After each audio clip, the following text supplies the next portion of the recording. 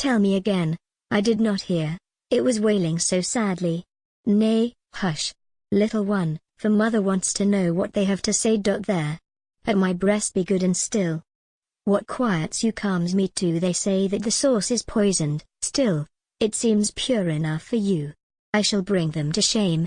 I one and all, my father who loves me so, dear mother, a little severe at times, but with a story as white as snow, and sister Effie, so trim and quick, so fair and betrothed so long, who will wait for her lover for years and years, but would die at the thought of wrong. Oh don't. For I know what my brother Ralph, if he knew it, would think and say. He would drive me across the lonely moor, and would curse me all the way, would call on the cold wet winds to whip, and the sunshine to pass me by, and vow that the ditch were too good a grave for a thing as foul as I.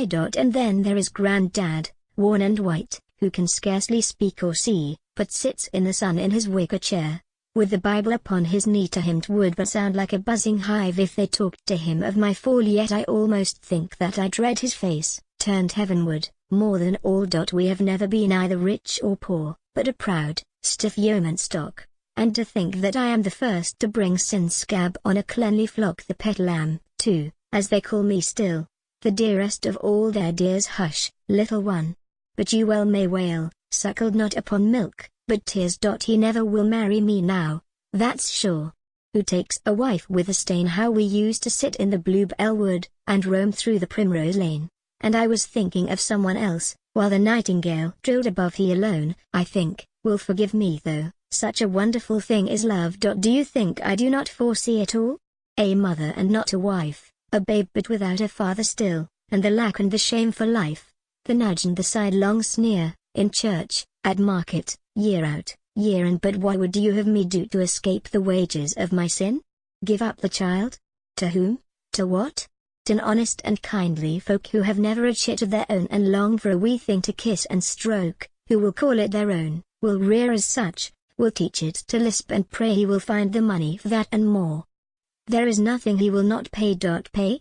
Well, go on, I am listening hard, for the little one's now at rest. Just look how it sucks and smiles in sleep on the pillow of mother's breast, though I never thought. Does love ever think that such was the end of all? It is wicked, but still for a joy like this I would almost repeat my full. Yes, I understand. He has done his best. Oh, you make it perfectly clear he is doing it all for me, no doubt. He has nothing to face or fear, but 'tis strange that fathers with gold may pay for their guilt, and can then forget, and that lasting shame and a broken heart are the share of the mother's debt. I have sometimes thought that nature has against woman some lasting pique, for she makes us weak where we should be strong, and strong where we might be weak, most good when a little badness pays, and bad when 'tis safe being good to be always good, and nothing but good, the one hope for womanhood.